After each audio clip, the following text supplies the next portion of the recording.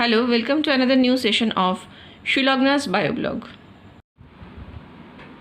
This video is made on request of some of my students for their practical purpose. So today I discuss about a survey report on microbiological analysis of patient urine. First, we have to identify the patient. So the number one point is identification of patient. It means from whom the urine should be collected. The patient is bedridden or he can move around, that we should know. So the first thing is identification of patient. Next is sample collection. Sample collection is of three types. If the patient is bedridden, then we should collect the sample from the catheter. So for catheterized patient, the sample should be collected from catheter. Second is random sample collection. Random sample collection means we will provide a urine container to the patient and we should tell or describe everything about the sample collection, and the patient will give us the sample by collecting it in the container. So for this purpose, a lab technician should describe the procedure thoroughly to the patient. That the method is to collect the midstream urine in the container.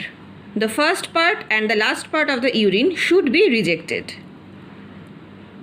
Third one is 24 hours urine collection. 24 hours urine collection means the laboratory or the technician should provide big jar to the patient, and the patient should collect the urine in the same container for 24 hours.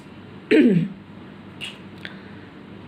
that time period, he should not reject any urine. By this technique, we can measure the volume of the urine, whether the patient's urine volume is less or it is more, and by this technique we can assess or we can judge there is any problem in the urine or not.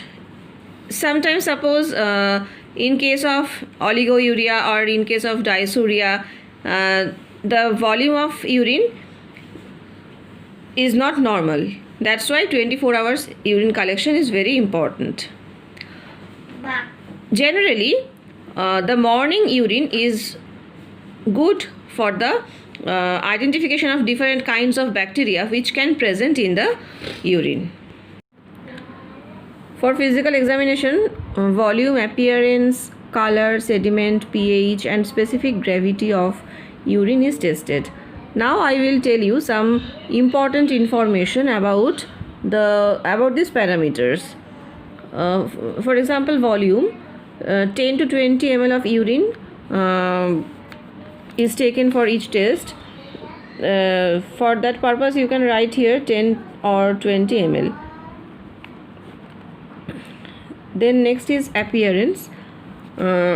The appearance normally, the normal urine is clear in color and sometimes it is hazy due to the presence of cell and bacteria.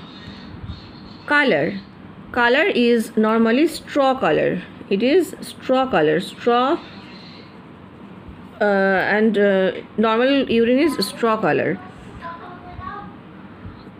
When it is deep yellow in color, that means the patient is suffering from jaundice. If the color of urine is reddish, that means blood is present in the urine. Due to the presence of blood, urine is red in color. That special case is known as hematuria. And the last abnormal color of urine is milky white. That is due to the presence of chyle protein in the urine. Now I will discuss about sediment. in normal urine no sediment is present, but if any type of sediment is present in the urine, that means the patient is suffering from any disease. Then we will check which kind of sediment is present in the urine. Next is pH. Acidic pH, urine normally acidic in nature. The pH of normal urine is between 4.8 to 7, but in sometimes it is neutral in pH, but alkaline pH of urine means patient is suffering from any disease. It is a pathological condition. And the last point is specific gravity. Specific gravity is determined by urinometer. The normal specific gravity of urine is 1005 to 1015. High level of specific gravity means the patient is suffering from diabetes mellitus. তোমরা যখন এখানে survey report লিখবে তখন তোমরা কিন্তু পেশেন্টের নাম একটা অবশ্যই মেনশন করবে। যাই হোক, যে কোনো পেশেন্টের নাম সবার জন্য একরকম না হয়, ডিফারেন্ট পেশেন্টের নেম তোমরা মেনশন করবে। এখানে ভলিউমটা মেনশন করবে, কতটা, কেউ 10 ml, কেউ 15 ml, কেউ 20 ml, এভাবে ডিফারেন্ট ভলিউম তোমরা লিখবে। অ্যাপিয়ারেন্স কেউ লিখতে পারো হেজি, কেউ ক্লিয়ার। কালার কেউ স্ট্র দিতে পারো, স্ট্র কালার। এবার সেডিমেন্টটা তোমাদের চয়েস মতো, আমি যা যা বললাম সেগুলো থেকে কিছু একটা দেবে। আচ্ছা, আর মোস্ট ইম্পর্টেন্টলি আমি যেগুলো মুখে বলছি তোমরা কিন্তু সেগুলো নোটস, মানে আমার লেকচারটা শুনে সেগুলো কিন্তু তোমরা লিখে নেবে। সব কিছু তো আমার পক্ষে লিখে বলা সম্ভব নয়। আচ্ছা, পিএইচটা তো ইউরিনের নর্মাল পিএইচ 4.8 থেকে 7। এবার তোমরা যে কোনো একটা পিএইচ দেবে, যদি 5, 6 এরকম দাও তার মানে সেক্ষেত্রে তোমরা লিখবে যে পিএইচ ইজ নর্মাল। যদি মনে করো যে আমরা একটু কোনো ডিজিজ কন্ডিশন দেখাতে চাই তখন সেক্ষেত্রে তোমরা পিএইচটা একটু বাড়িয়ে দিতে পারো, 7.8 বা 8। তো সেটা তোমাদের চয়েস মতন তোমরা একজন এক রকম লিখে নেবে। স্পেসিফিক গ্র্যাভিটিটা নর্মালি রাখতে পারো, কারণ স্পেসিফিক গ্র্যাভিটি চেঞ্জ হয়ে যায় যখন, তখন সেটা অন্যরকম ইন্ডিকেশন দেয়। তো স্পেসিফিক গ্র্যাভিটিটা তোমরা নর্মাল রেঞ্জের মধ্যে রাখতে পারো। আচ্ছা, নেক্সট আমি বলবো urine examination by multistix urinary strip. তো এটা যখন তোমরা লিখবে তখন এই যে reaction strip colour, when strip color is yellow to orange, that means the pH is acidic, no change in color। মানে স্ট্রিপ কালারটা যদি ইয়েলো থেকে, এটা নর্মালি স্ট্রিপ কালার ইয়েলো থেকে অরেঞ্জ হয়, যদি কালার কিছু চেঞ্জ না করে তার মানে ইউরিন অ্যাসিডিক রেঞ্জের মধ্যে আছে এবং সেটা নর্মাল। আর স্ট্রিপ কালার যদি চেঞ্জ করে গ্রিন টু ব্লু হয়ে যায় তার মানে সেটা অ্যালকালাইন দিকে গেছে পিএইচটা, তার মানে সেটা একটু অ্যাবনর্মাল কন্ডিশন কিন্তু শো করছে। এক্ষেত্রে তোমরা কেউ ইয়েলো টু অরেঞ্জ, কেউ গ্রিন টু ব্লু, তোমাদের চয়েস মতন লিখবে। স্পেসিফিক গ্র্যাভিটি ওই একটা স্ট্রিপের মধ্যে অনেকগুলো এরকম ডিভিশন করা থাকে, তো সেইটা তোমরা স্পেসিফিক গ্র্যাভিটি লিখবে। ব্লু টু গ্রিন যদি লিখো that means no change in colour. আর এই যে এইগুলো দেখাচ্ছে এগুলো কিন্তু সব তোমাদের লেখার যে অংশটা সেখানে কিন্তু তোমরা লিখবে। আর যদি ব্লু টু গ্রিন থেকে সেটা চেঞ্জ হয়ে অরেঞ্জ টু ইয়েলো হয় তার মানে ইনক্রিজড আয়নিক কনসেন্ট্রেশন, মানে স্পেসিফিক গ্র্যাভিটি বেশি আছে। আচ্ছা, সুগার, ওই স্ট্রিপের মধ্যে সুগারেরও একটা জায়গা থাকে। এই সুগারের কি হয়, ইউরিনে গ্লুকোজ তো নর্মালি প্রেজেন্ট থাকে না, তো গ্লুকোজ যদি প্রেজেন্ট থাকে সেক্ষেত্রে গ্লুকোজ কনভার্টেড হয়ে যায় গ্লুকারিক অ্যাসিড আর H2O2-তে। এই H2O2 পটাশিয়াম আয়োডাইডের সঙ্গে রিয়াকশন করে ডিফারেন্ট কালার শো করে। তো কালারটা দেখে আমরা বুঝতে পারি যে ইউরিনে সুগার আছে কি নেই। যদি ব্লু কালার হয় that means sugar is negative. যদি গ্রিন কালার হয়, গ্রিন কালার মিনস ট্রেস, খুব সামান্য গ্লুকোজ প্রেজেন্ট আছে। যদি ইয়েলো কালার হয় that means glucose is present, মানে মডারেটলি, কি বেশ কিছুটা আছে, তার মানে ইয়েলো। তখন +1, ব্রাউন মানে +2, ব্রিক রেড মানে +3, প্রচণ্ড সুগার আছে এবং তখন ধরে নেওয়া হয় যে পেশেন্ট কিন্তু প্রচণ্ড ডায়াবেটিক।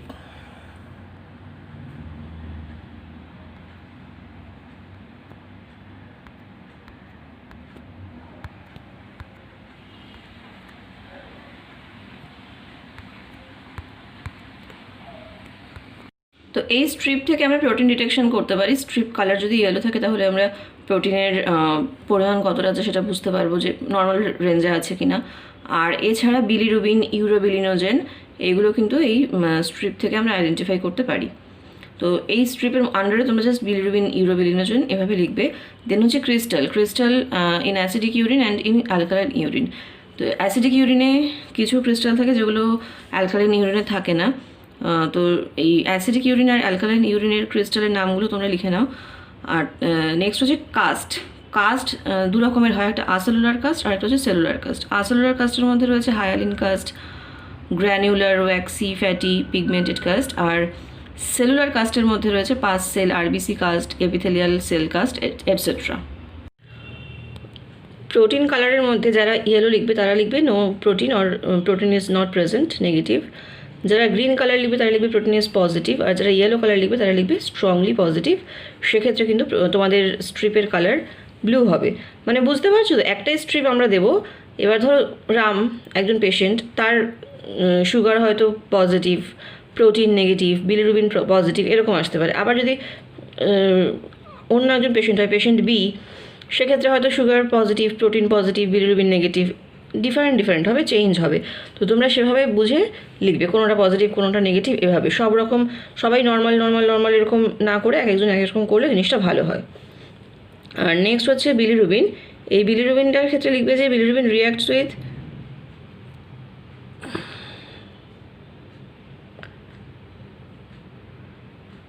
ডায়াজোটাইজড ডাইক্লোরোঅ্যানিলিন। আর এই স্পেলিংটা তোমরা ঠিকঠাক মতো লিখে নিও। আর ডিফারেন্ট শেডস যেমন পেল ব্রাউন, হ্যাঁ, ইয়েলো, এরকম যদি আসে তাহলে কিন্তু সেটা কোনো ডিজিজ কন্ডিশনকে ইন্ডিকেট করে।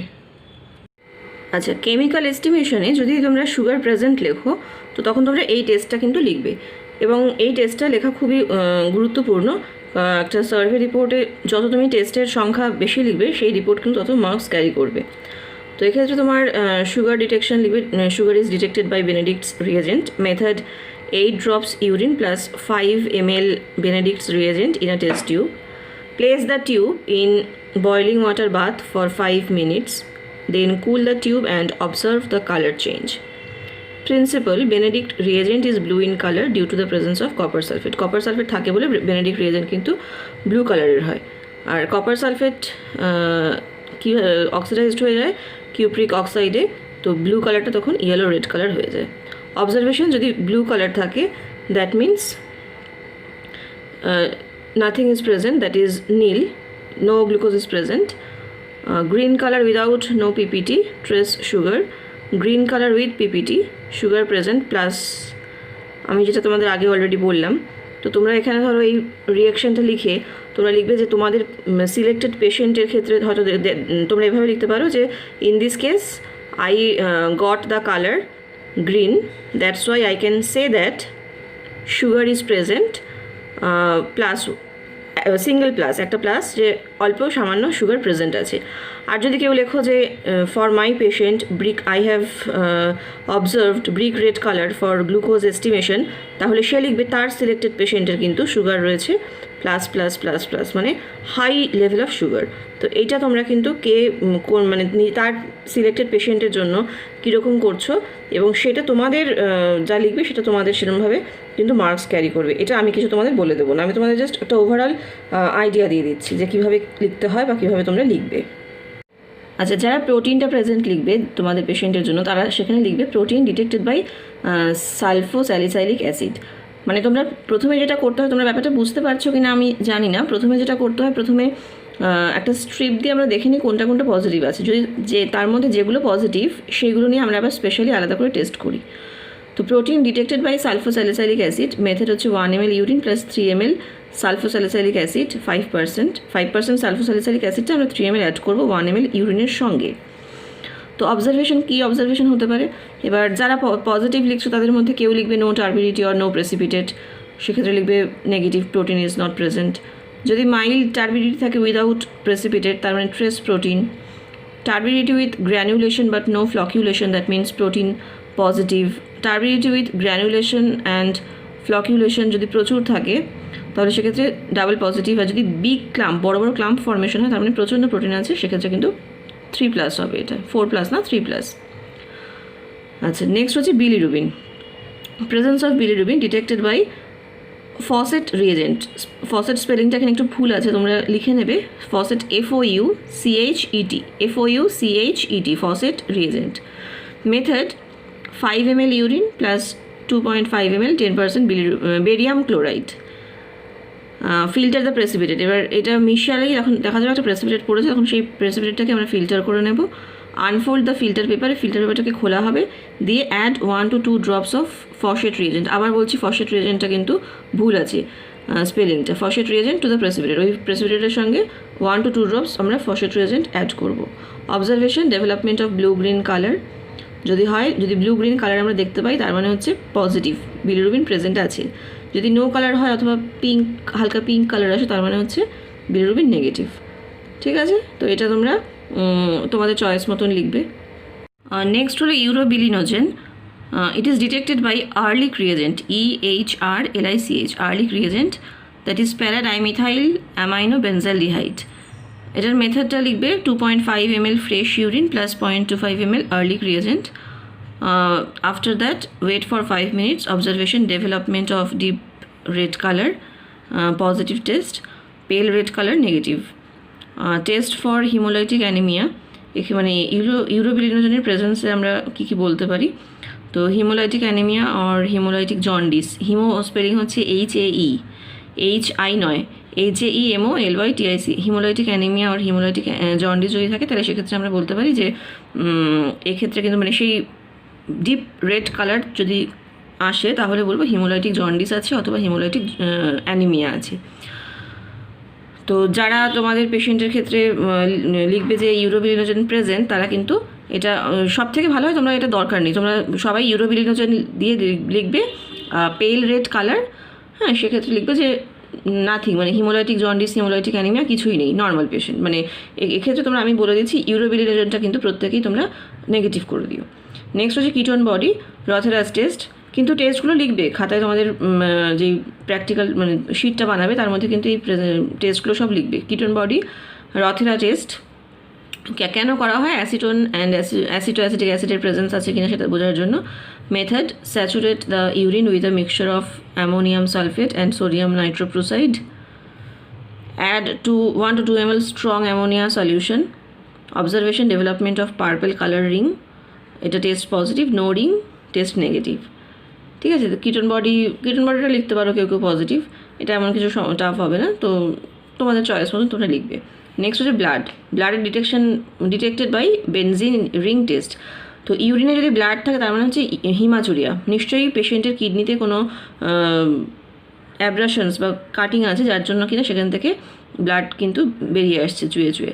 তো সেটা তোমরা লিখবে ডিটেক্টেড বাই, এই ব্লাডের টেস্টটা করা হয় বেনজিন রিং টেস্টের মাধ্যমে। কি মেথডটা, saturate glacial acetic acid with benzidine powder 1 ml, then this solution is mixed with 1 ml urine plus 1 ml clear benzidine solution plus H2O2 1 ml. Observation, development of blue color যদি হয় test positive, আর no colour মানে test negative. তো তোমরা এইটা তো লেখো, তারপরে আমি নেক্সট ভিডিওতে আমি এর বাকি অংশটা দিচ্ছি, কারণ একটা ভিডিওতে সবটা তো দেওয়া সম্ভব নয়। তো আমি নেক্সট ভিডিওটা ইমিডিয়েটলি আপলোড করে দিচ্ছি।